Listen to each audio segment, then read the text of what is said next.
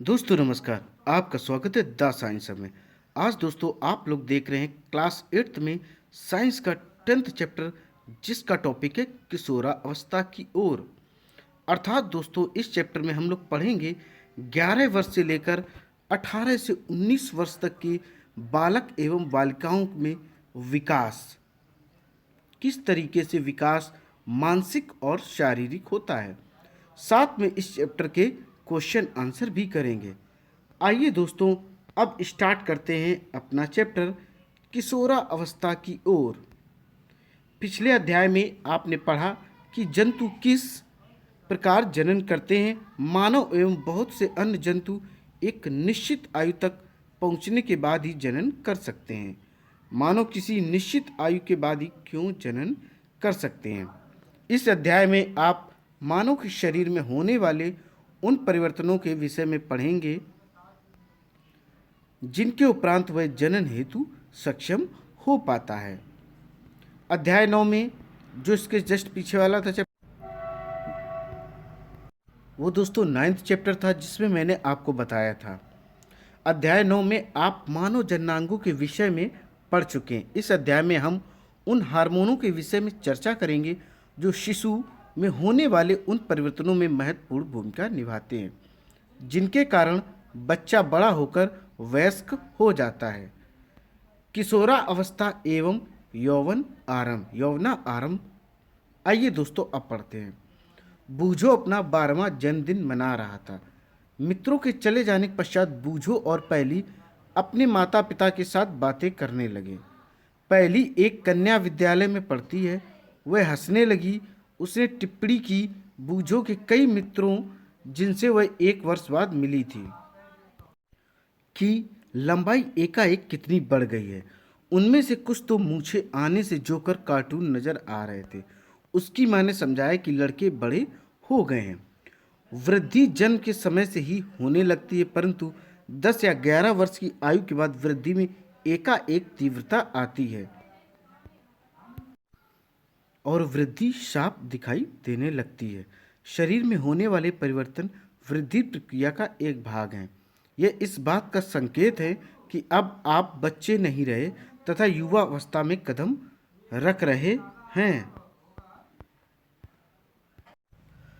शरीर में होने वाले इस परिवर्तन की अवधि कब तक रहती है? जीवन का यह ऐसा अजीब काल है कि इसमें आप ना तो बच्चे रहते हैं और ना ही बड़े। मैं जिज्ञासु हूँ, क्या बाल्यकाल एवं युवावस्था के मध्य की इस अवधि का कोई विशेष नाम है? वृद्धि एक प्राकृतिक प्रक्रम है। जीवन काल की वह अवधि जब शरीर में ऐसे परिवर्तन होते हैं जिसके परिणाम स्वरूप जनन परिपक्वता आती है, किशोरा अवस्था कहलाती है। किशोरा अवस्था को इंग्लिश में एडोलसेंस कहते हैं। किशोरावस्था लगभग 11 वर्ष की आयु से प्रारंभ होकर 18 अथवा 19 वर्ष की आयु तक रहती है। यह अवधि क्योंकि अंग्रेजी के टीन्स 13 से लेकर 18 या 19 वर्ष की आयु तक होती है। किशोरों को टीन एजर्स भी कहते हैं।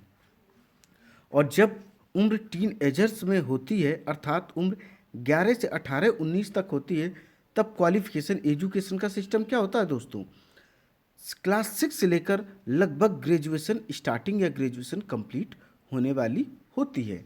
ये टाइमिंग होती है 10-11 वर्ष की उम्र से लेकर 18-19 की उम्र तक। इस दौरान क्या होता है दोस्तों? शारीरिक विकास भी होता है, मानसिक विकास बहुत होता है, और जो भी इच्छाएं होती बड़ी तीव्र इच्छाएं होती हैं। लड़कियों में यह अवस्था लड़कों की अपेक्षा 1 या 2 वर्ष पूर्व प्रारंभ हो जाती है। किशोरा अवस्था की अवधि व्यक्तियों में भिन्न भिन्न होती है। किशोरावस्था के दौरान मनुष्य के शरीर में अनेक परिवर्तन आते हैं। यह परिवर्तन यौवना आरंभ का संकेत हैं। इनमें से सबसे महत्वपूर्ण परिवर्तन है लड़के एवं लड़कियों की जनन क्षमता का विकास। किशोर की जनन परिपक्वता के साथ ही यौवना आरंभ समाप्त हो जाता है।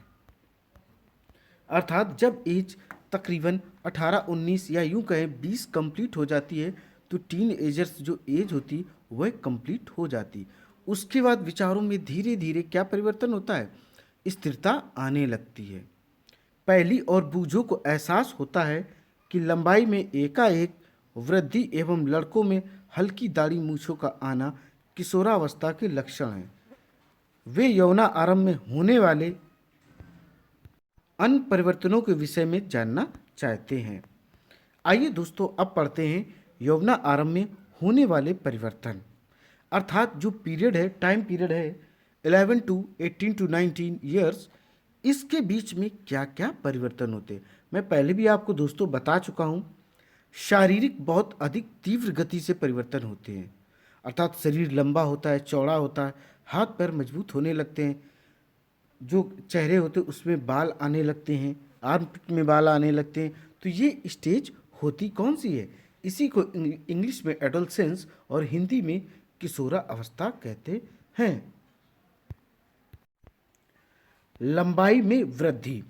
लंबाई में एकाएक वृद्धि यौना आरंभ के दौरान होने वाला सबसे अधिक दृष्टिगोचर परिवर्तन है।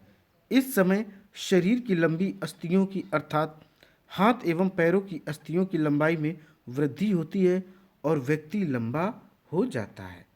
आइए दोस्तों अब देखेंगे हम लोग क्रियाकलाप 10.1। निम्न चार्ट में लड़के एवं लड़कियों की आयु के साथ लंबाई में वृद्धि की औसत दर को दर्शाया गया है। कॉलम 2 और 3 में किसी व्यक्ति की लंबाई को प्रतिशत में दर्शाया गया जो किसी आयु पर पहुंचने पर होती है। आयु को कॉलम 1 में दर्शाया गया उदाहरणतः 11 वर्ष की आयु तक एक लड़का अपनी पूर्ण लंबाई का 81% लक्ष्य प्राप्त करता है, जबकि एक लड़की अपनी पूर्ण लंबाई की 88% तक पहुंच जाती है।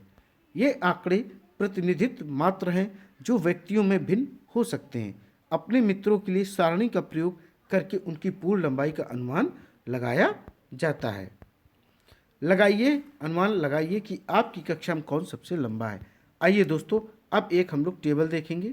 ये रही, एक साइड आयु देख रहे हैं, आयु वर्षों में दी गई है। जो पूर्ण लंबाई का प्रतिशत है लड़के एवं लड़कियों में है। 8 वर्ष की आयु तक 72% तक लड़के जो अपनी पूर्ण लंबाई का बढ़ जाते हैं और जो लड़कियां होती वह 70%। 9 वर्ष की आयु में लड़के क्या होते हैं वह 75% बढ़ जाते हैं अपनी कुल लंबाई का, लड़कियां 81%। जब लड़के 10 वर्ष के होते हैं तो उनकी वो कुल लंबाई का 78% तक वृद्धि कर लेते हैं, और जब लड़कियां 10 वर्ष की होती तो अपनी कुल लंबाई का 84% वृद्धि करती हैं। जब लड़के 11 वर्ष के होते हैं तो वह 81% वृद्धि करते हैं और लड़कियां 88%। ऐसे आप लोग देख सकते हैं जो लड़कियां होती हैं वह 17 वर्ष तक लगभग अपनी लंबाई का 100% बढ़ जाती, लड़के 18 की एज तक। ये जो लंबाई दी गई है इसे आप सेंटीमीटर में कैसे बदल सकते हैं, देखिए।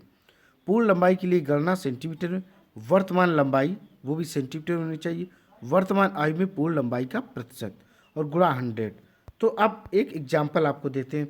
एक लड़का जिसकी आयु 9 वर्ष है तथा लंबाई 120 सेंटीमीटर, वृद्धि काल की समाप्ति पर उसकी अनुमानित लंबाई कितनी होगी? तो हम क्या करेंगे, 120/75 गुणा 100, तब निकालेंगे, आंसर आ जाएगा 160 सेंटीमीटर। आइए दोस्तों अब देखते हैं क्रियाकलाप 10.2। क्रियाकलाप 10.1 में दिए गए आंकड़ों का उपयोग करके एक ग्राफ बनाना। आयु को x अक्ष पर, लंबाई में वृद्धि का प्रतिशत y अक्ष पर लीजिए। अपनी आयु को ग्राफ पर विशिष्ट रूप से चिन्हित कीजिए। आप लंबाई के जिस प्रतिशत को प्राप्त कर चुके हैं उसका पता लगाइए। आप अंततः जिस लंबाई को प्राप्त कर सकेंगे उसका परिकलन कीजिए। आप अपने ग्राफ की तुलना निम्न ग्राफ से कर सकते हैं। देखिए कौन सा ग्राफ, चित्र आप लोग देख पा रहे होंगे। चित्र है 10.1 आयु के साथ बढ़ती ऊंचाई का प्रतिशत प्रदर्शित करने वाला ग्राफ।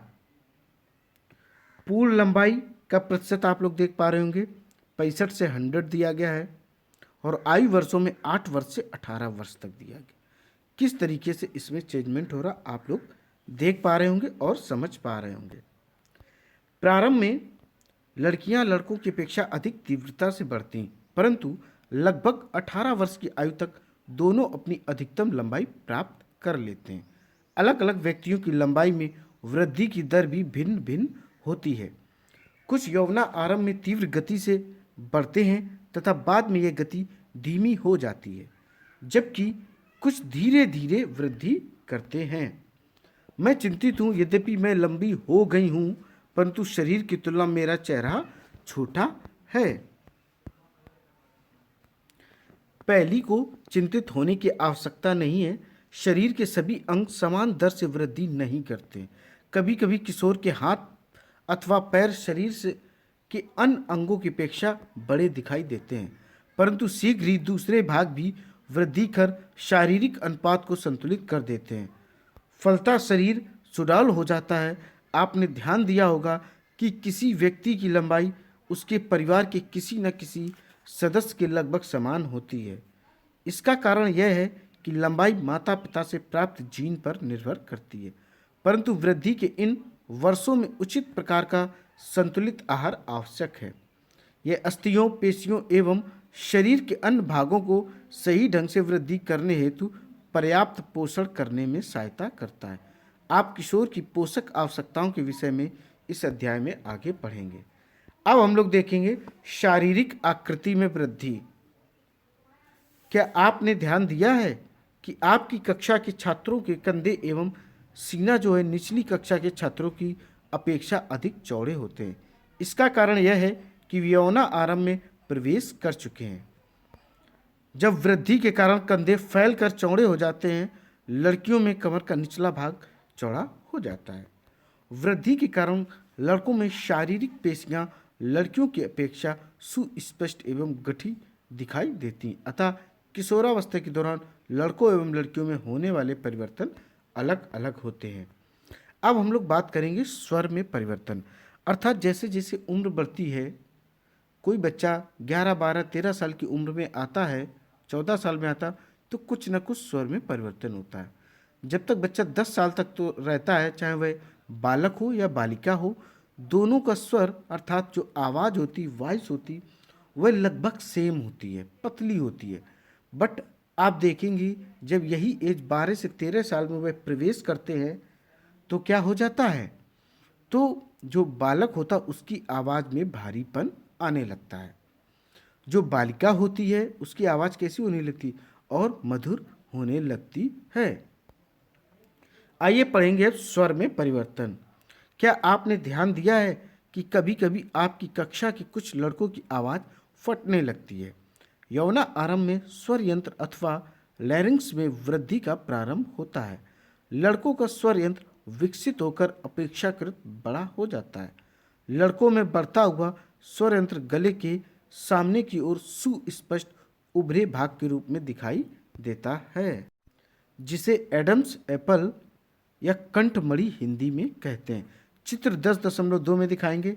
लड़कियों में स्वर यंत्र अपेक्षाकृत क्या होता है, छोटा होता है, अतः बाहर से समानता दिखाई नहीं देता।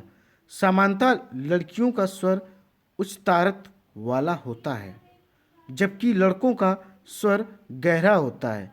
किशोर लड़कों में कभी कभी स्वर यंत्र की पेशियों में अनियंत्रित वृद्धि हो जाती है और आवाज़ फटने या भर्राने लगती है।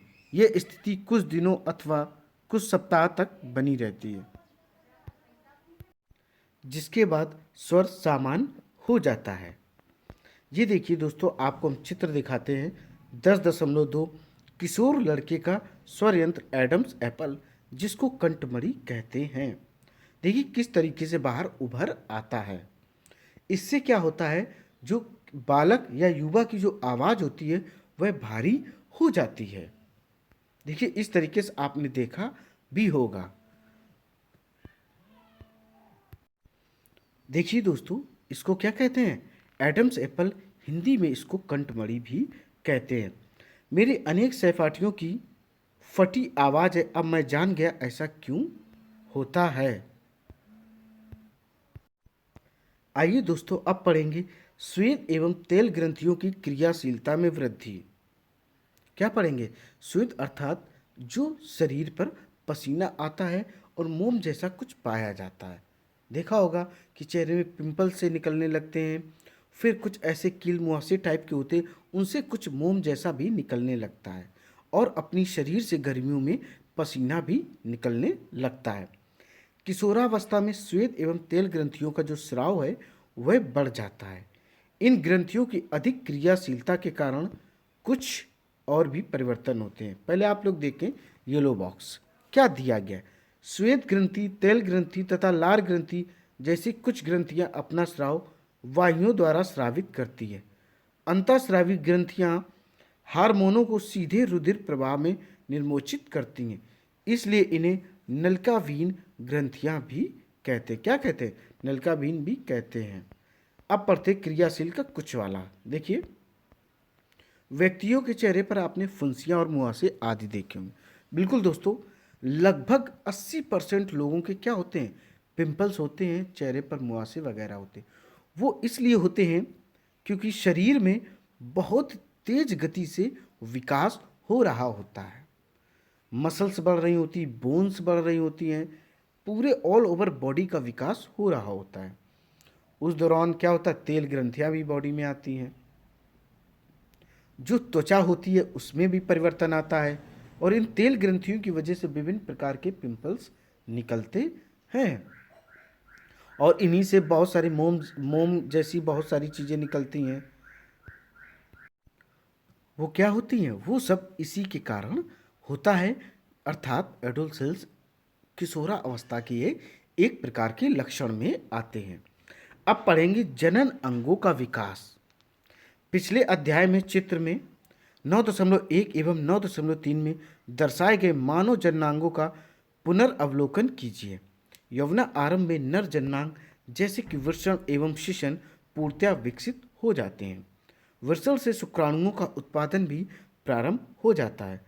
लड़कियों में अंडाशय साइज में वृद्धि हो जाती है तथा अंड परिपक्व होने लगते हैं। अंडाशय से अंडाणुओं का निर्मोचन भी प्रारंभ हो जाता है। अब हम लोग पढ़ेंगे मानसिक, बौद्धिक एवं संवेदनात्मक परिपक्वता प्राप्त, अर्थात क्या क्या बताना है, जो मानसिक परिवर्तन क्या होंगे और बुद्धि कैसी हो जाएगी, इमोशंस कैसे क्रिएट होंगे, अर्थात किसकी किसकी बात हो रही, ब्रेन की हो रही, आईक्यू की बात हो रही, इमोशंस में क्या क्या चेंजमेंट होते हैं। मैंने आपको बताया इस स्टेज में ऐसा लगता है कि सब कुछ अपने पास है, जो करना कर डालो, अर्थात ऐसी फीलिंग आती है सब फाइनल टेक ले लो। देखिए दोस्तों, अब पढ़ते इसमें मानसिक, बौद्धिक एवं इमोशंस संवेदनात्मक। किशोरावस्था व्यक्ति की सोचने के ढंग में परिवर्तन की अवधि भी है। पहले की अपेक्षा किशोर अधिक स्वतंत्र एवं अपने प्रति अधिक सचेत होता है। उनमें बौद्धिक विकास भी होता है तथा वे सोचने विचारने में काफ़ी समय लेते हैं। वास्तव में किसी व्यक्ति के जीवन में यह वह समय है जब उसके मस्तिष्क की सीखने की क्षमता सर्वाधिक होती है। कभी कभी यद्यपि किशोर शारीरिक एवं मानसिक परिवर्तनों के प्रति अपने आप को ढालने हेतु प्रयास करता हुआ स्वयं को असुरक्षित महसूस करता है, परंतु किशोर होने के नाते आपको समझना चाहिए कि असुरक्षित महसूस करने का कोई कारण नहीं है। ये परिवर्तन प्राकृतिक हैं जो शारीरिक वृद्धि के कारण उत्पन्न हो रहे हैं। अब हम लोग पढ़ेंगे गौण लैंगिक लक्षण। क्या पढ़ेंगे? गौण लैंगिक लक्षण। देखें, आइए दोस्तों देखते हैं।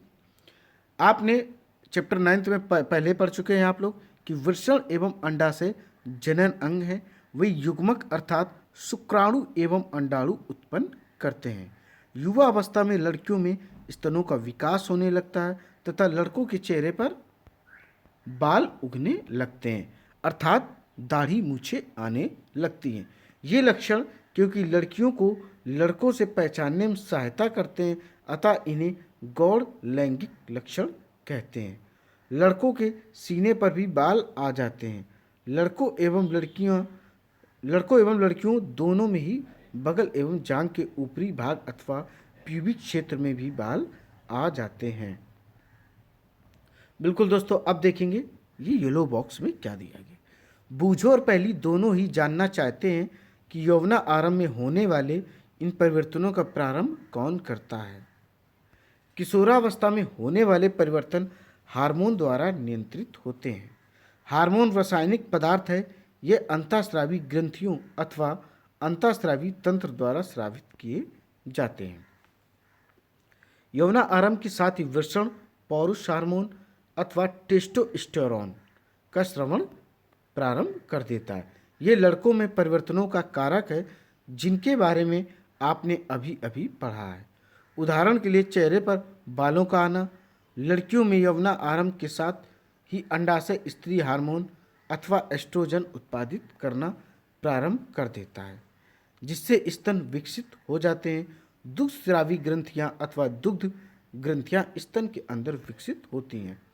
इन हार्मोनों के उत्पादन का नियंत्रण एक अन्य हार्मोन द्वारा किया जाता है जो पीयूष ग्रंथि अथवा पिट्यूटरी ग्रंथि द्वारा स्रावित। पिट्यूटरी ग्रंथि को ही दोस्तों मास्टर ग्रंथि भी कहते हैं। क्या कहते हैं? मास्टर ग्रंथि कहते हैं। जनन प्रकार प्रारंभ करने में हार्मोन की भूमिका।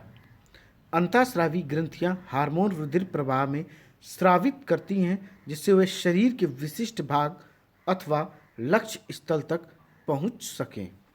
लक्ष्य स्थल हार्मोन के प्रति अनुक्रिया करता है। हमारे शरीर में अनेक अंतःस्रावी ग्रंथियां हैं। वृषण एवं अंडाशय लैंगिक हार्मोन स्रावित करते हैं। क्या करते हैं? करते हैं। आपने अभी अभी पढ़ा है कि यह हार्मोन गौण लैंगिक लक्षणों के लिए उत्तरदायी हैं। लैंगिक हार्मोन भी पीयूष ग्रंथि द्वारा स्रावित हार्मोन के नियंत्रण में है, जैसा कि चित्र 10.3 में देखेंगे। पीयूष ग्रंथि अनेक हार्मोन स्रावित करती है। उनमें से एक हार्मोन अंडाशय में अंडाणु एवं वृषण में शुक्राणु के परिपक्व होने को नियंत्रित करता है। अब देखेंगे पीयूष ग्रंथि से स्रावित हार्मोन जननांगों को टेस्टोस्टेरोन पुरुष नर में तथा एस्ट्रोजन स्त्रियों में। अगर आपसे पूछा जाए कि पुरुष में कौन सा एक हार्मोन होता है, कौन सा जननांगों के द्वारा जो उत्पादित होता है, वह होता है टेस्टोस्टेरोन। इसे मेल कहते हैं। क्या कहते हैं? मेल हार्मोन भी इसे कहते हैं। एस्ट्रोजन यह स्त्रियों में अर्थात फीमेल में उद्दीपित होता है। रुधिर प्रवाह में स्रावित किया जाता है तथा शरीर के विभिन्न भागों तक लक्ष्य स्थल तक पहुंचता है। देखिए दोस्तों, ऊपर से ये पीयूष ग्रंथि से स्रावित होता है टेस्टोस्टेरोन, ये पुरुष का है। एस्ट्रोजन क्या है? स्त्रियों में।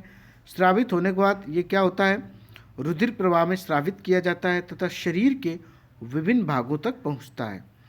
यौवना आरंभ के समय शरीर में परिवर्तनों को उद्दीपित करता है। चित्र देखेंगे हम लोग, जैसा कि आपको दिखाया है, देख चुके हैं चित्र हम लोग 10.3। यौवना आरंभ में शारीरिक परिवर्तन हार्मोन द्वारा नियंत्रित होते हैं।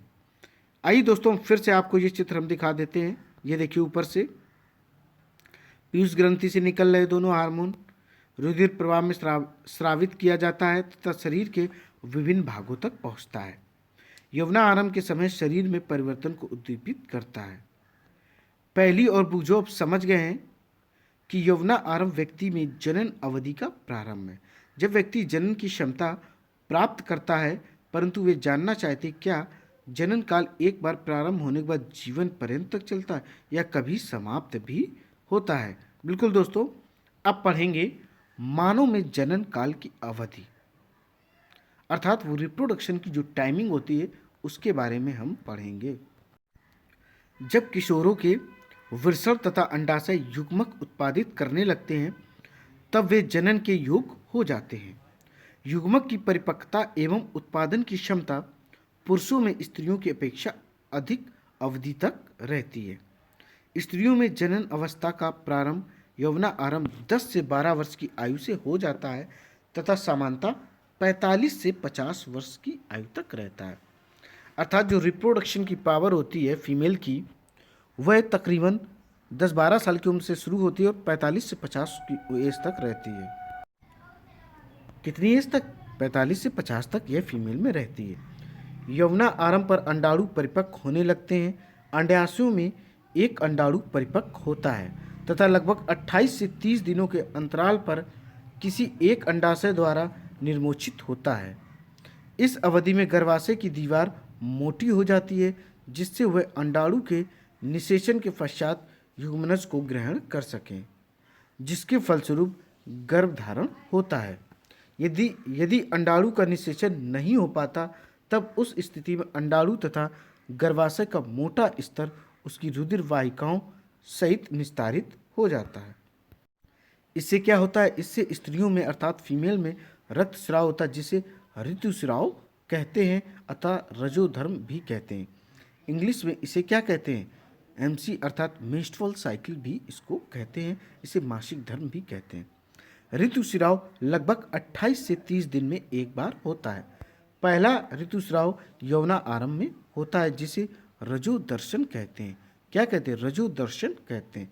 लगभग 45 से 50 वर्ष की आयु में ऋतुस्राव होना रुक जाता है। ऋतुस्राव के रुक जाने को रजोनिवृत्ति कहते हैं। स्टार्ट हो रहा 10-12 साल की उम्र में, 12 साल की स्टेज में, तो रजोदर्शन है, और जब यह रुक रहा है पीरियड वाला सिस्टम, तो इसे रजोनिवृत्ति कहते हैं।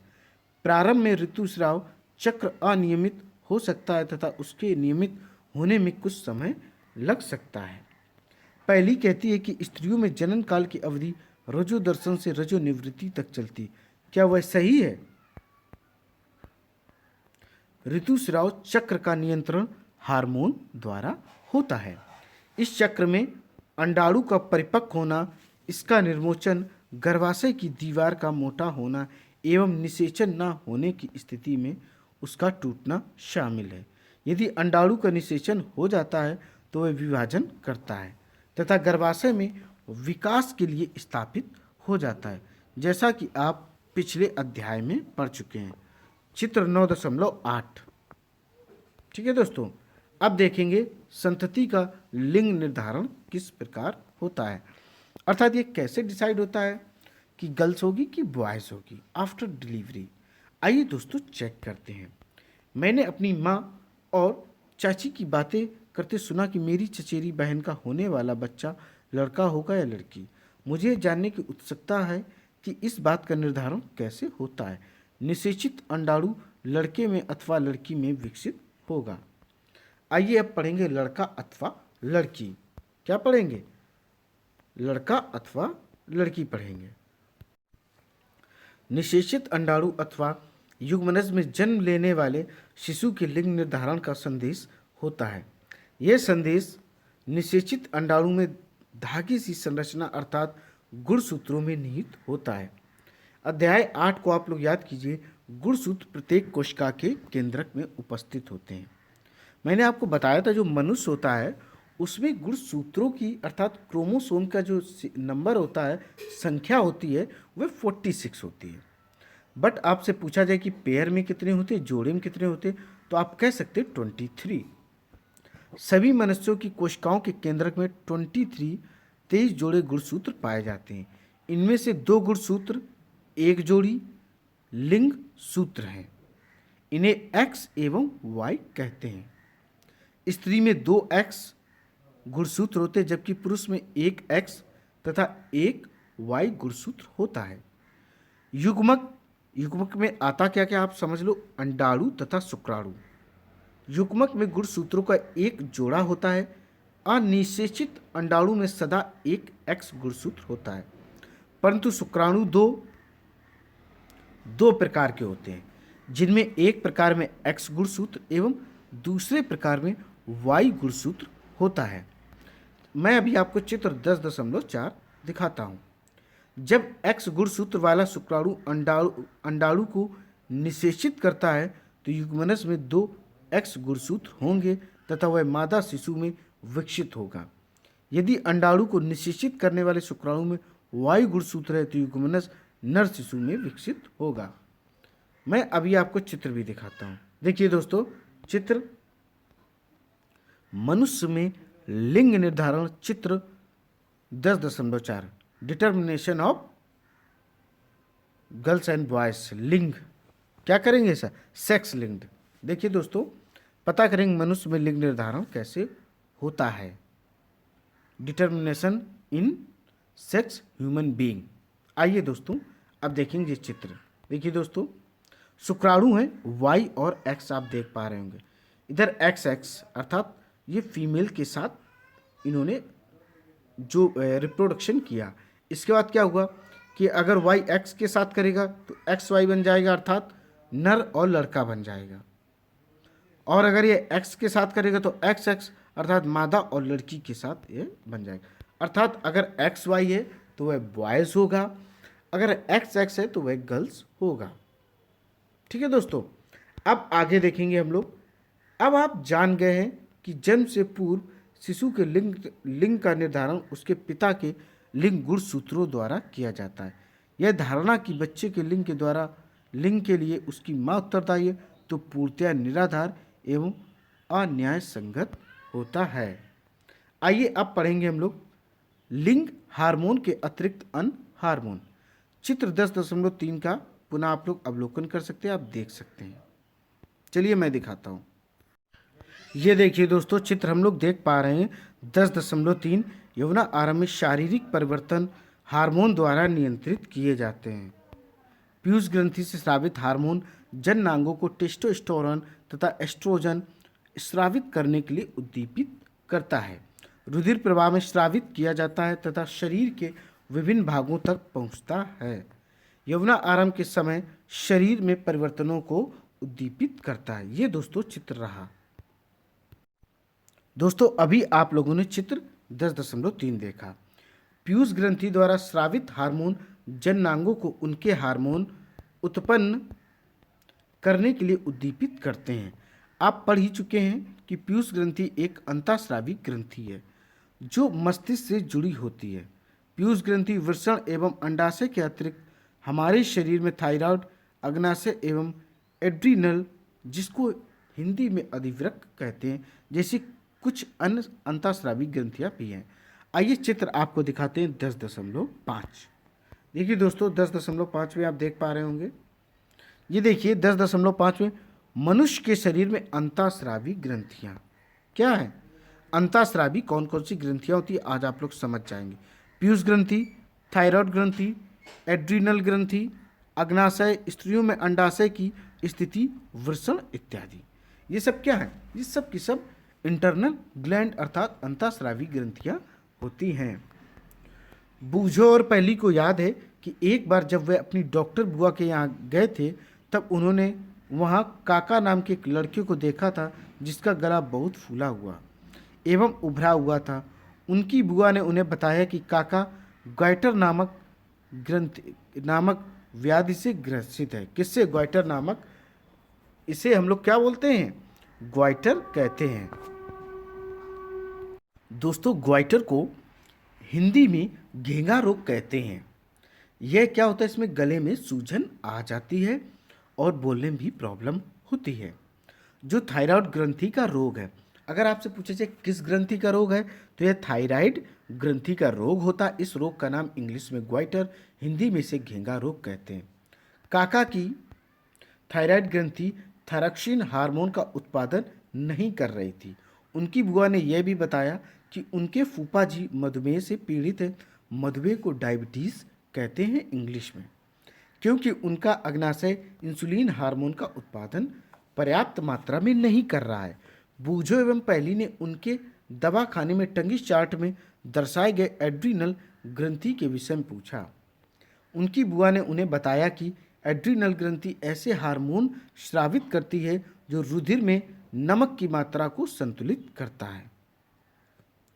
एड्रीनेलिन नामक हार्मोन का स्रवण भी करती है। एड्रीनेलिन क्रोध, चिंता एवं उत्तेजना की अवस्था में तनाव के संयोजन का कार्य करती। किसमें कार्य करेगी? जब बहुत अधिक गुस्सा आ रहा हो, टेंशन हो, प्रेशर हो, एक्साइटमेंट हो या बहुत ज़्यादा तनाव हो, डिप्रेशन हो, तो उसमें ये क्या करती है? ये कंप्रोमाइज या संयोजन का काम करती है। देखिए थायराइड एवं एड्रीनल ग्रंथि पीयूष ग्रंथि द्वारा स्रावित हार्मोन के माध्यम से प्राप्त आदेश के अनुसार ही अपने हार्मोन का स्रवण करती है। पीयूष ग्रंथि वृद्धि हार्मोन भी स्रावित करती जो व्यक्ति की सामान्य वृद्धि के लिए आवश्यक है। क्या अन्य जंतुओं में भी हार्मोन स्रावित होते हैं? क्या जनन प्रक्रिया में उनका कोई योगदान है? अब पढ़ेंगे हम लोग कीट एवं मेढक में जीवन चक्र पूर्ण करने में हार्मोन का योगदान। आप रेशम के कीट एवं मेढक के जीवन चक्र के विषय में तो पढ़ ही चुके हैं। इल्ली को वयस्क सलभ बनने तक अनेक चरणों से गुजरना पड़ता है। आपने क्लास 7th में पढ़ा है। रेशम के कीट के जीवन चक्र का आप लोग याद कीजिए, उसका जीवन चक्र कैसा था। इसी प्रकार टैडपोल को भी वयस्क मेढक बनने के लिए अनेक चरणों से गुजरना पड़ता है, जैसा कि आप लोगों ने 9th में पढ़ा है, 9th चैप्टर में पढ़ा है, सॉरी। लार्वा से वयस्क बनने के इस परिवर्तन को कायांतरण कहते हैं। क्या कहते हैं? कायांतरण इसको कहते हैं। चित्र 9.10 देखेंगे। कहते हैं कीटों में कायांतरण का नियंत्रण कैसा होता है? कीट हार्मोन द्वारा होता है।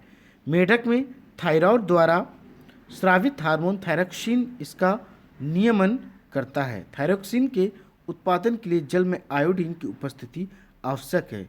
यदि जल में जिसमें टैडपोल वृद्धि कर रहे हैं पर्याप्त मात्रा में आयोडीन नहीं है तो टैडपोल वयस्क मेढक में परिवर्धित नहीं हो सकते हैं। यदि व्यक्ति के आहार में पर्याप्त आयोडीन ना हो तो क्या उन्हें थायरोक्सिन की कमी के कारण ग्वाइटर रोग हो जाएगा? बिल्कुल दोस्तों, जब हम आयोडीन मिलेगी नहीं तो आयोडीन की कमी से कौन सा रोग होता है? ग्वाइटर, जिसको घेंगा रोग कहते हैं हिंदी में। अब देखें क्रियाकलाप 10.3। किसी पत्रिका अथवा डॉक्टर से सूचना एकत्र कर आयोडीन युक्त नमक के उपयोग पर एक नोट तैयार कीजिए। आप इसकी जानकारी इंटरनेट पर भी देख सकते हैं। कहाँ? नेट पर भी जानकारी। अब तो ऐसा दोस्तों ज़माना आ गया है, टाइम है कि जितने भी आपको एजुकेशन सिस्टम, शिक्षा के जितने भी संसाधन चाहिए सारे के सारे यूट्यूब पर उपलब्ध हैं। बस आप में एक ख्वाहिश चाहिए, उसे ढूंढने की जिज्ञासा चाहिए, आपको सब कुछ पढ़ने को मिलेगा और अपने करियर को आप बेहतर बना सकते हैं। अब पढ़ेंगे जननात्मक स्वास्थ्य। व्यक्ति का कायिक एवं मानसिक विसंगति युक्त मुक्त होना उस व्यक्ति का स्वास्थ्य कहलाता है। किसी भी आयु के व्यक्ति के शरीर को स्वस्थ रखने के लिए उसे संतुलित आहार की आवश्यकता होती है। अर्थात दोस्तों जैसा खाओगे वैसे ही बनोगे।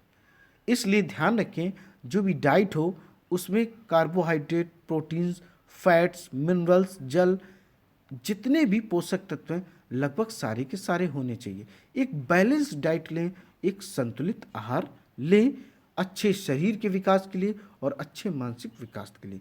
कहा जाता है कि स्वस्थ शरीर में स्वस्थ बुद्धि का विकास होता है। व्यक्ति को व्यक्तिगत स्वच्छता एवं सफाई का नियमित रूप से पालन एवं पर्याप्त शारीरिक व्यायाम भी करना चाहिए। किशोरावस्था में जब शरीर वृद्धि करता है तो उपरोक्त बातें और भी अधिक आवश्यक हो जाती हैं। किशोर की पोषण आवश्यकताएं। किशोरावस्था तीव्र वृद्धि एवं विकास की अवस्था है, अतः किसी भी किशोर को आहार नियोजन अत्यंत सावधानी पूर्वक करना चाहिए। आप पढ़ ही चुके हैं कि संतुलित आहार क्या है। मैंने अभी आपको बताया जिसमें सारे पोषक तत्व विद्यमान हों, हमारी शरीर के अनुसार हो, उसे हम संतुलित आहार, इंग्लिश में बैलेंस्ड डाइट कहते हैं। आप याद कीजिए कि संतुलित आहार का अर्थ है भोजन में प्रोटीन, कार्बोहाइड्रेट्स, वसा, विटामिन एवं खनिज का पर्याप्त मात्रा में समावेश। हमारा भारतीय भोजन जिसमें रोटी, चावल, दाल एवं सब्जियां होती एक संतुलित आहार है। दूध अपने आप में संतुलित भोजन है। फल भी हमें पोषण देते हैं। मैंने पहले भी दोस्तों बताया तो जो दूध होता है उसमें सारे के सारे पोषक तत्व विद्यमान होते हैं और शरीर के लिए दूध बहुत इम्पोर्टेंट होता है। शिशुओं को माँ के दूध से संपूर्ण पोषण मिलता है जिसकी उन्हें ज़रूरत होती है। लौह, इंग्लिश में इसको आयरन कहते हैं, ये भी एक पोषक तत्व है। तत्व रुधिर का निर्माण करता है। रुधिर अपना रेड होता किसके कारण होता? हीमोग्लोबिन के कारण होता है। तथा लौह प्रचुर खाद्य जैसे कि पत्तेदार सब्जियां, गुड़, मांस, संतरा, आंवला इत्यादि किशोर के लिए अच्छे खाद्य होते हैं। अपने दोपहर एवं रात्रि के भोजन के खाद्य पदार्थों की आप जांच कीजिए। क्या भोजन संतुलित एवं पोषक है? क्या इसमें ऐसे खाद्यान्न सम्मिलित हैं जो ऊर्जा प्रदान करते हैं? तथा क्या इनमें दूध, मांस, नट एवं दालें भी शामिल हैं जो वृद्धि हेतु प्रोटीन प्रदान करते हैं? क्या इसमें वसा एवं शक्कर भी शामिल हैं जो ऊर्जा प्रदान करते हैं? फल एवं सब्जियों का क्या स्थान है जो रक्षी भोजन है? क्या होते हैं? रक्षी भोजन होते हैं। चिप्स तथा पैक किए हुए अथवा डिब्बाबंद खाद्य यद्यपि स्वादिष्ट होते हैं, परंतु उन्हें नियमित भोजन के स्थान पर नहीं खाना चाहिए, क्योंकि उनमें पोषक मात्रा पर्याप्त नहीं होती है। अब देखेंगे दोस्तों हम लोग क्रियाकलाप 10.4। अपने मित्रों के साथ एक समूह बनाइए। उन खाद्य पदार्थों के नाम लिखिए जो आपने पिछले दिनों में, जैसे कल परसों वाली डिटेल बनाइए, नाश्ते, दोपहर के भोजन एवं रात्रिकालीन भोजन के आप डिटेल्स लिख सकते हो। फिर जंक फूड को साइड कर सकते हो। हमेशा कहा जाता है कि जंक फूड से दूर रहें, बिकॉज जंक फूड होता बहुत टेस्टी है, बट हेल्थ में क्या है, ये हमेशा कोलेस्ट्रॉल बढ़ाता है। जो फैट दो प्रकार के होते हैं, एक बैड फैट, एक गुड फैट। गुड फैट जो हेल्थ के लिए अच्छा होता है, बैड फैट कैसे बढ़ता है, जंक फूड से बढ़ता है, डालडा से बढ़ता है। तो इससे क्या होता है कि जो हार्ट की डिजीज होती है वह बढ़ने लगती हैं दोस्तों। अब देखेंगे क्रियाकलाप 10.5। चित्र 10.6 से प्रेरणा लेकर चार्ट अथवा पोस्टर बनाकर अपनी कक्षा में लगाइए, जिससे आप किशोर की आहार संबंधी आवश्यकता के प्रति सचेत रहें। इसके लिए आप अपनी रचनात्मक शक्ति का प्रयोग कर इसे विज्ञापन के रूप में भी प्रदर्शित कर सकते हैं। आप इस विषय पर प्रतियोगिता का आयोजन भी कर सकते हैं। देखिए दोस्तों, मांस दिखाया गया है, सब्जियां हैं, दूध एवं अंडा है, फल आप लोग देख पा रहे होंगे, खाद्यान्न देख पा रहे होंगे, देख पा रहे भोजन के ये जो है पोषक पदार्थ होते हैं और इससे हमारे शरीर को ऊर्जा मिलती है, हमारा शरीर वृद्धि करता और नियमित रूप से कार्य भी करता है। अब पढ़ेंगे हम लोग व्यक्तिगत स्वच्छता अर्थात पर्सनल क्लीनिंग क्या होता है। प्रत्येक व्यक्ति को प्रतिदिन एक बार स्नान करना चाहिए। यह किशोरों के लिए और भी आवश्यक है, क्योंकि श्वेत ग्रंथियों की अधिक क्रियाशीलता के कारण शरीर से गंध आने लगती है।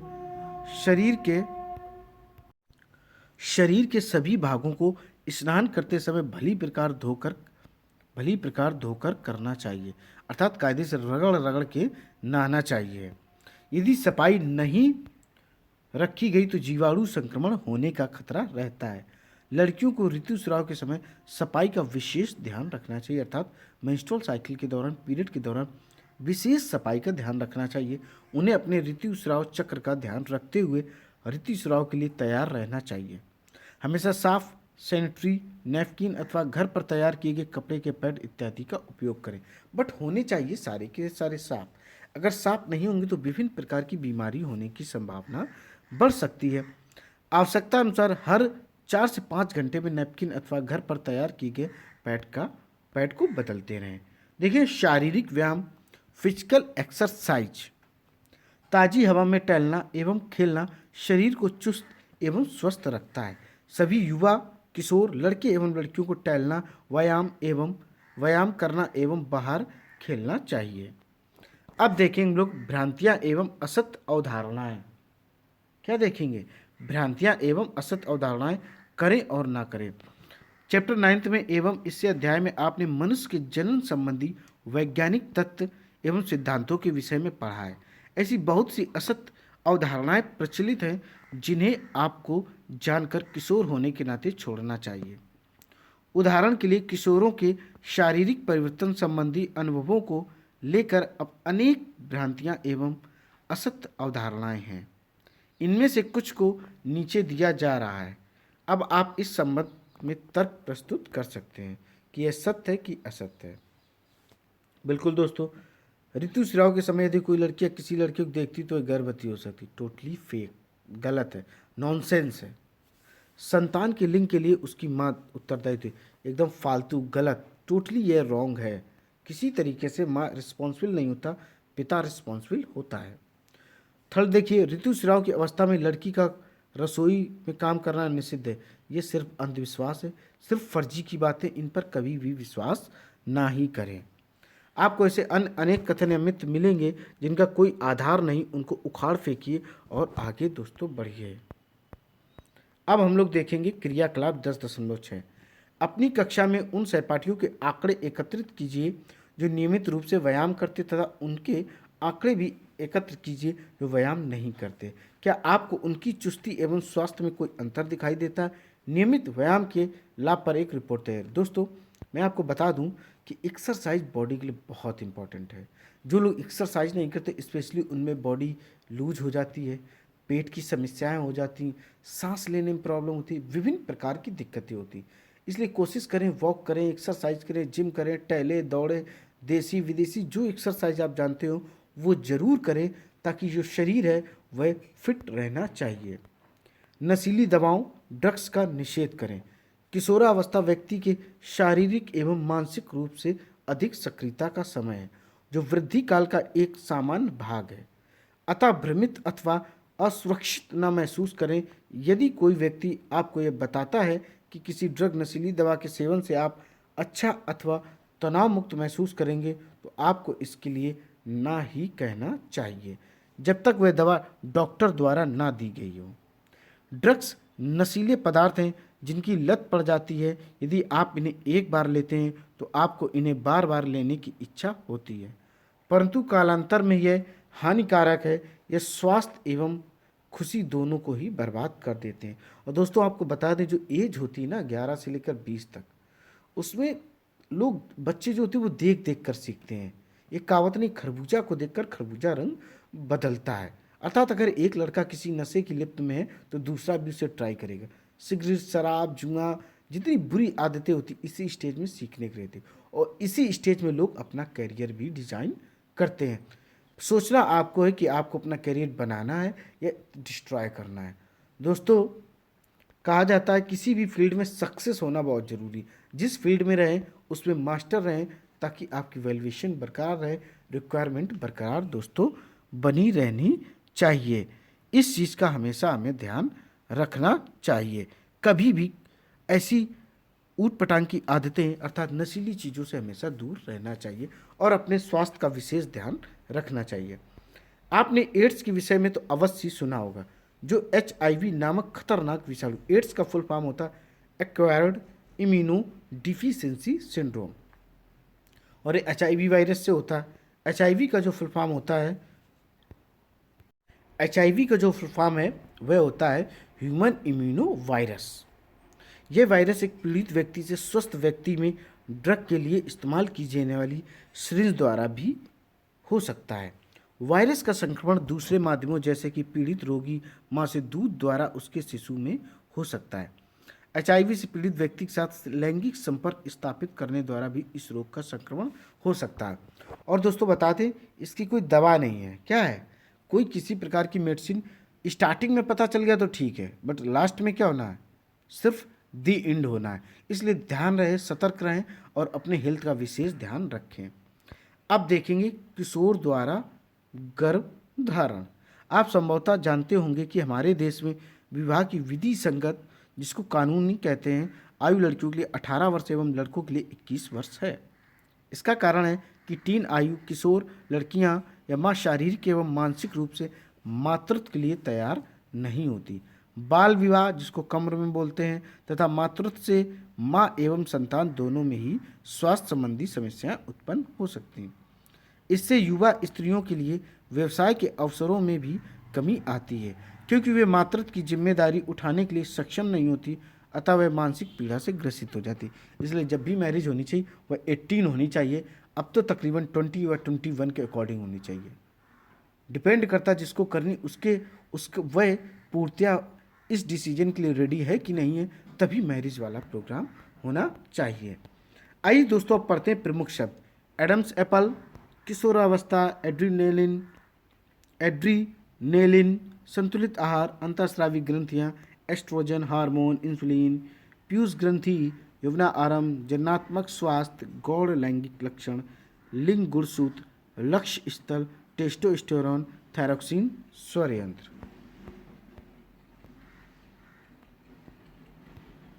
दोस्तों अब हम लोगों को क्या करना है, अब हम लोगों को इस चैप्टर को पूरे को दोहराना है। आइए सेंट्रल आइडिया पढ़ते हैं इस चैप्टर का। यौवना आरंभ होने पर व्यक्ति जनन के सक्षम हो जाता, अर्थात जनन के लिए वो सक्षम हो जाता। 11 वर्ष की आयु से 19 वर्ष तक की अवधि किशोरावस्था कहलाती है। किशोरावस्था को इंग्लिश में एडोलसेंस कहते हैं। यौवना आरंभ का प्रारंभ होने पर जनन अंगों में वृद्धि होती है तथा शरीर के विभिन्न स्थानों पर बाल आने लगते हैं। लड़कियों में स्तन विकसित हो जाते तथा लड़कों के चेहरे पर दाढ़ी मूंछें आ जाती हैं। किशोरावस्था में स्वर यंत्र की वृद्धि होने के कारण लड़कों की आवाज़ फटने लगती है। किशोरावस्था में लंबाई में वृद्धि होती है। यौवना आरंभ एवं जनन अंगों का परिपक्व होना हार्मोन द्वारा नियंत्रित होता है। हार्मोन अंतःस्रावी ग्रंथियों द्वारा स्रावित पदार्थ है जो रुधिर में सीधे पहुंचते हैं। पीयूष ग्रंथि हार्मोन स्रावित करते जैसे कि वृद्धि हार्मोन तथा अन्य ग्रंथियों वृषण, अंडाशय, थायराइड तथा एड्रीनल को हार्मोन स्रावित करने के लिए उद्दीपित करते हैं। अग्नाशय इंसुलिन का, थायराइड थायरोक्सिन का तथा एड्रीनल एड्रीनलिन हार्मोन का उत्पादन करते हैं। टेस्टोस्टेरोन नर हार्मोन है तथा एस्ट्रोजन मादा हार्मोन है। गर्भाशय की दीवार निषेचित अंडाणु को ग्रहण करने के लिए अपने आप को तैयार करती है। निषेचन न होने की स्थिति में गर्भाशय की दीवार की आंतरिक सतह निस्तारित होकर शरीर से बाहर रक्त के साथ प्रवाहित हो जाती है। इसे क्या कहते हैं? ऋतुस्राव अथवा रजोधर्म, इंग्लिश में मेंस्ट्रुअल साइकिल कहते हैं। अजन्मे शिशु का लिंग निर्धारण इस बात पर निर्भर करता है कि युग्मनज में XX गुणसूत्र अथवा XY गुणसूत्र है। किशोरावस्था में संतुलित आहार करना तथा व्यक्तिगत स्वच्छता का पालन करना दोस्तों महत्वपूर्ण होता है। आइए दोस्तों अब स्टार्ट करते हैं अभ्यास प्रश्न। पहला अभ्यास प्रश्न है, देखिए फर्स्ट क्वेश्चन क्या है? शरीर में होने वाले परिवर्तनों के लिए उत्तरदायी अंतःस्रावी ग्रंथियों द्वारा स्रावित पदार्थ का क्या नाम है? तो शरीर में होने वाले परिवर्तनों के लिए उत्तरदायी अंतःस्रावी ग्रंथियों द्वारा स्रावित पदार्थ का नाम हार्मोन है। ये रासायनिक क्या होता है? रासायनिक संदेश वाहक होते हैं जो एक कोशिका से दूसरे कोशिका में संकेत पहुंचाते हैं। दूसरा क्वेश्चन है, किशोरा अवस्था को परिभाषित कीजिए। किसको? किशोरा अवस्था को परिभाषित कीजिए। जीवन काल की वह अवधि जब शरीर में ऐसे परिवर्तन हो जिसके परिणाम स्वरूप जनन परिपक्वता आती है, किशोरा अवस्था कहलाती है। इसका जो टाइमिंग होती है, समय अवधि होती है, वह 11 वर्ष से लेकर 18 या 19 वर्ष की आयु तक होती है। अब हम लोग पढ़ेंगे क्वेश्चन नंबर 3, ऋतुस्राव क्या है वर्णन कीजिए। यह स्पेशली स्त्रियों में होता है। 10 से लेकर 12 वर्ष की आयु में प्रारंभ हो जाता है और लगभग 45 से 50 वर्ष की आयु में यह तक चलता रहता है और उसके बाद यह बंद हो जाता है। यौवना आरंभ पर अंडाणु परिपक्व होने लगते। अंडाशय में एक अंडाणु परिपक्व होता है तथा लगभग 28 से 30 दिनों के अंतराल पर किसी एक अंडाशय द्वारा यह निर्मोचित होता है। इस अवधि में गर्भाशय की दीवार मोटी हो जाती है जिससे वह अंडाणु के निषेचन के पश्चात युग्मनज को ग्रहण कर सकें, जिसके फलस्वरूप गर्भधारण होता है। यदि अंडाणु का निषेचन नहीं हो पाता तब उस स्थिति में अंडाणु तथा गर्भाशय का मोटा स्तर उसकी रुधिर वाहिकाओं सहित निस्तारित हो जाता है। इससे स्त्रियों में रक्तस्राव होता है जिसे ऋतुस्राव, इंग्लिश में मेंस्ट्रुअल साइकिल, शॉर्ट में MC या मासिक धर्म कहते हैं। ऋतुस्राव लगभग 28 से 30 दिन में एक बार होता है। आइए दोस्तों अब देखें क्वेश्चन नंबर 4, यौवना आरंभ के समय होने वाले शारीरिक परिवर्तनों की सूची होने। बिल्कुल क्या होता है? सबसे पहले लंबाई एकदम बढ़ने लगती, एकाएक बढ़ती है। शारीरिक आकृति जो होती है, शेप साइज होता है, उसमें भी बढ़ने लगता है। साथ में क्या होता है? स्वर में भी परिवर्तन आता है। लड़कियों का जो स्वर होता है वह उच्च तारित होता है, यानी कि एक ट्यून में होता है, जबकि लड़कों का स्वर कहता है गहरा होता है और भारी भी होता है, अर्थात मोटी आवाज़ होती, लड़कियों की आवाज़ पतली होती है। स्वेद एवं तैल जो ग्रंथियाँ होती है वे एक्टिव हो जाती, बढ़ने लगती हैं। लड़कों के चेहरे पर पिंपल्स वगैरह आने लगते हैं और जो जनन अंग होते हैं वो भी परिपक्व होने लगते हैं। गौड़ लैंगिक लक्षण भी होने लगते हैं। अब बात करते हैं कि लड़कों में क्या क्या परिवर्तन। अब तक मैंने क्या बताया? लड़कियों में परिवर्तन बताया। अब देखो लड़कों के चेहरे पर क्या होते हैं? बाल आने लगती है, अर्थात दाढ़ी मूछें आने लगती है। लड़कों के सीने क्या होते हैं? सीने, बगल एवं जांघ के ऊपरी भाग अथवा पीबिक क्षेत्र में बाल आने लगते, कंधे चौड़े होने लगती, चेस्ट चौड़ा होने लगता है। अब आवाज़ क्या होती है? उनकी गहरी होने लगती है। कैसी होने लगती है? आवाज़ गहरी होने लगती है और मांसपेशियां भी विकसित होने लगती, कंधे भी चौड़े हो जाते और वेट क्या धीरे धीरे बढ़ने लगता है। अब देखो जब यौवन स्टार्ट होता है तो क्या परिवर्तन लड़कियों में आते हैं?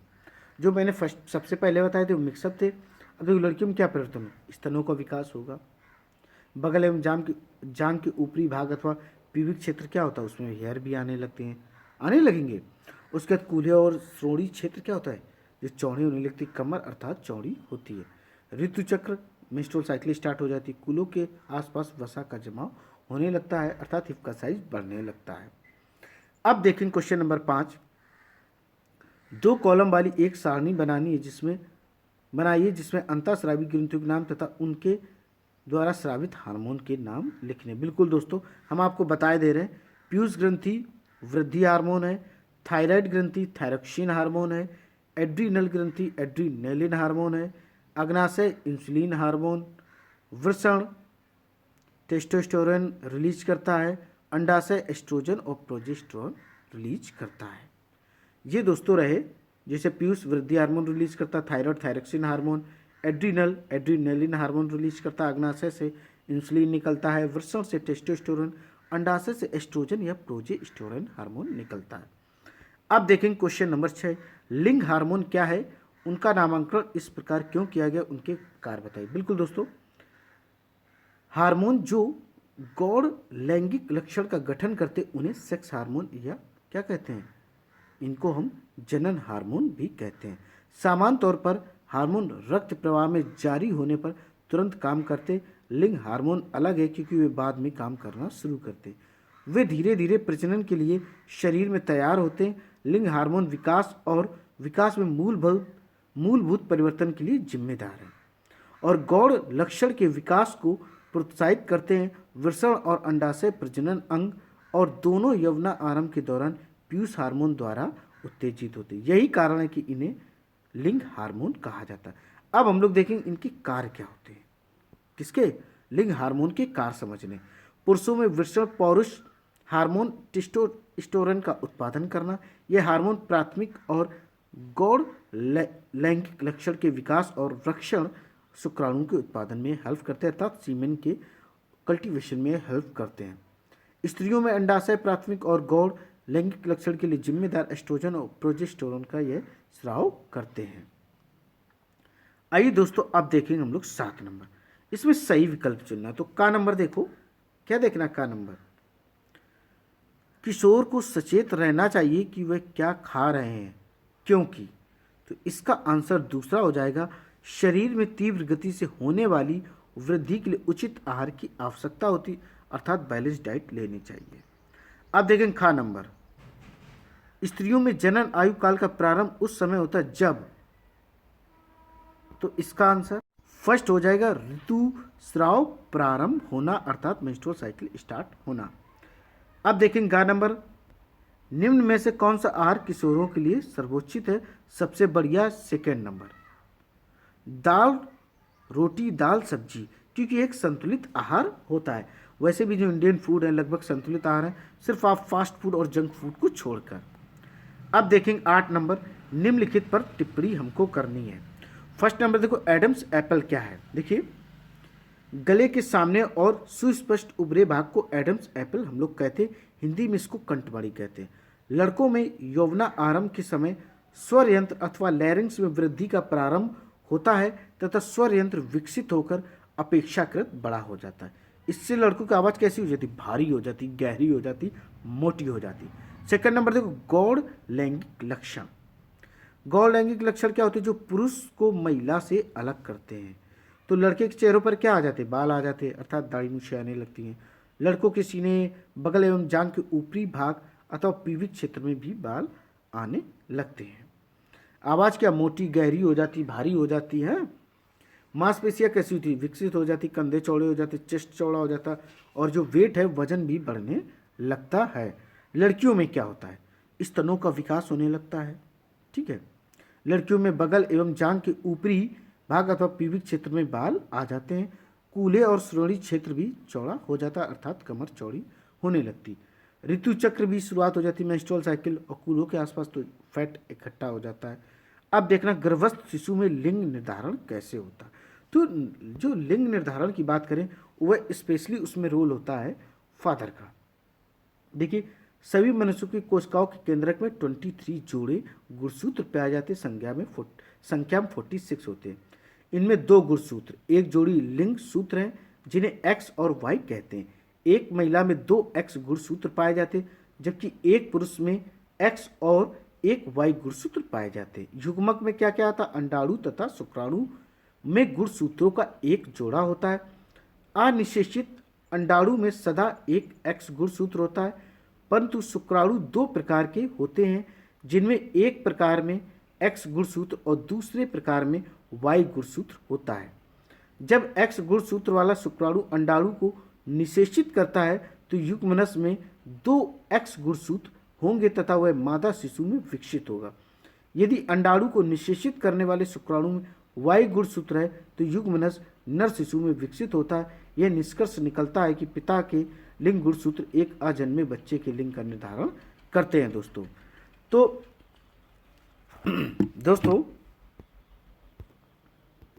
दोस्तों ये चैप्टर यहीं पर समाप्त होता। उम्मीद है ये चैप्टर आपको पसंद आया होगा। इसी तरीके के एनसीईआरटी के चैप्टर आपको लगातार मिलते रहेंगे। यह इम्पॉर्टेंट है सिविल सर्विसेज अर्थात यूपीएससी, पीसीएस ऑल स्टेट का, पीजीटी, टीजीटी स्पेशली साइंस के लिए, रेलवे ग्रुप डी, सीबीटी 2 और सुपर टेट के लिए, नवोदय के लिए, केंद्रीय विद्यालय के लिए, यूपी बोर्ड के लिए, सभी के लिए साइंस का चैप्टर बहुत इंपॉर्टेंट है। बस इस क्लास को अधिक से अधिक लाइक करें, शेयर करें और चैनल को सब्सक्राइब करें। दोस्तों जय हिंद, जय भारत।